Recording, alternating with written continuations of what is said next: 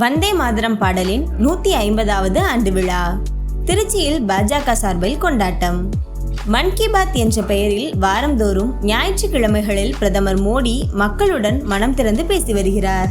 இதன் 127வது உரையை கடந்த அக்டோபர் 30ஆம் தேதி ஞாயிறன்று வழங்கிய அவர் 1896ஆம் ஆண்டு ரவீந்திரநாத் தாகூர் முதலாக இந்த அற்புத பாடலை பாடிய வரலாற்றையும் நாட்டுப்பற்று உணர்வையும் எழுப்பும் முக்கியமான ஆயுதமாக இந்த பாடல் தொடர்ந்து செயல்பட்டு வருவதையும் பிரதமர் மோடி நினைவு கூர்ந்தார்.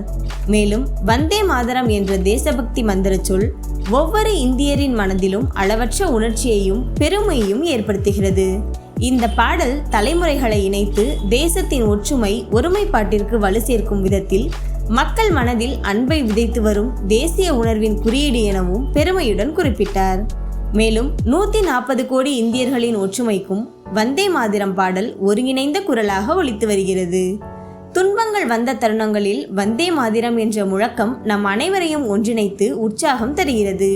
மேலும் வந்தே மாதரம் பாடலை ஒலிப்பவர்களின் மனதில் சக்தி மிகு பாரத மாதாவின் பெருமையின் வலிமையும் உணர்த்தும் சக்தியை அளிக்கும் சிறப்பு கொண்டது என பிரதமர் மோடி உணர்ச்சி பொங்க பேசினார். வந்தே மாதரம் கொண்டாட்டத்தில் நாம் ஒவ்வொருவரும் நம்முடைய பங்களிப்பை மிகச் சிறப்பாக நிறைவேற்ற வேண்டும் எனவும் நாட்டின் ஒவ்வொரு குடிமகனும் இந்த விழாக்களில் பங்கேற்று இந்திய உணர்வையும் உயர்த்த பங்களிக்க வேண்டும் என பிரதமர் மோடி அழைப்பு விடுத்தார்.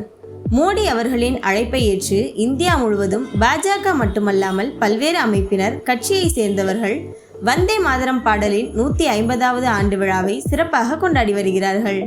அந்த வகையில் திருச்சி மெயின்காட் கேட் அருகே திருச்சி பாஜக சார்பில் வந்தே மாதரம் பாடலை பாடி வெகு உற்சாகமாக கொண்டாடினார்கள்.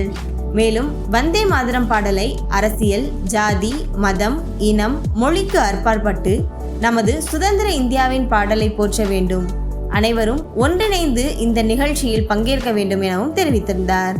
இந்த நிகழ்வில் திருச்சி பாஜக மாநகர் மாவட்ட தலைவர் ஒண்டிமுத்து மற்றும் மகளிர் அணிகள், முக்கிய நிர்வாகிகள் என 100க்கும் மேற்பட்டோர் கலந்து கொண்டனர்.